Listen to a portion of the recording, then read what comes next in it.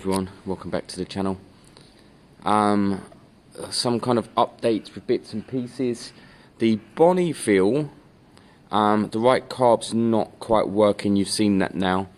And I put both his carbs on. The Mikuni carb sold immediately at £100. What we wanted to do was raise 190 so that we could buy 2 Wassails. But I then found a reconditioned, rebuilt right-hand carb ammo on eBay for 45 quid. And I actually bought that because there's something nice about originality. The truth is, the Wassails I think will be brilliant. I think they're better made than Amals, but they are Chinese copies. And they are the route we'll be going down in the end if the Amals don't work.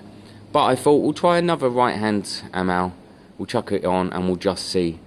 I really want to kind of finish John's project because it's been brilliant. Doing the fouls, taking the engine apart, putting it back together. It's been such a brilliant project, but I do want it finished. Not to get rid of the bike. I love the bike, but so that the bike is usable. And the little that piece of crap. Absolutely no top ends anywhere. It's such a pain. My kind of last ditch hope is that Gary's insurance company tell him to keep that, and then I think I'll make a hybrid of both bikes. I'll create one probably on that frame with that bike. Probably, I don't actually know if I'm being honest, but yeah, my guess is I'll be taking lots of parts off that, putting it on there, and we'll create one bike.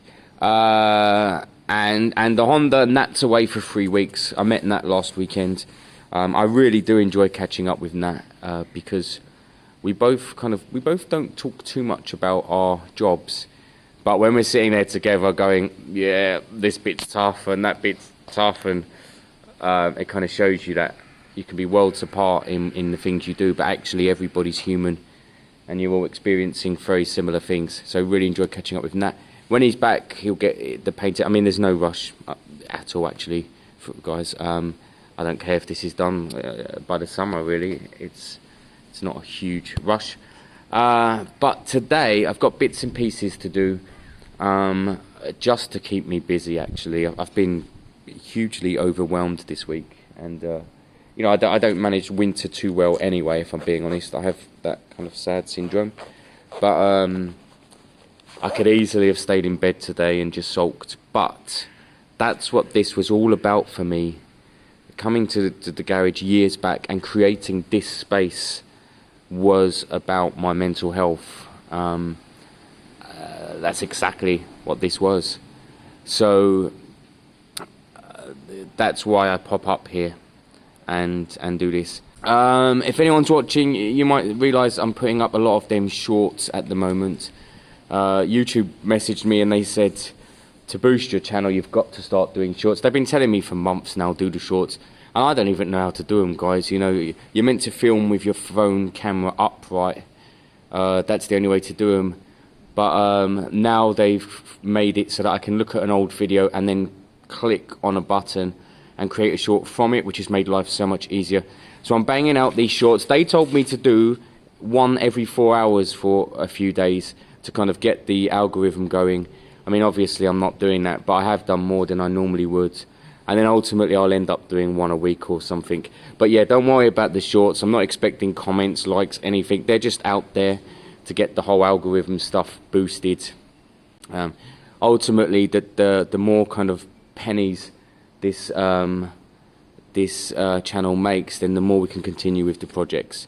The Harley hasn't sold yet, but that is up and advertised. Don't want it to get ruined, considering I'm working around it. I think I'll put that. I think I will put that back on because, yeah, because it should be on there.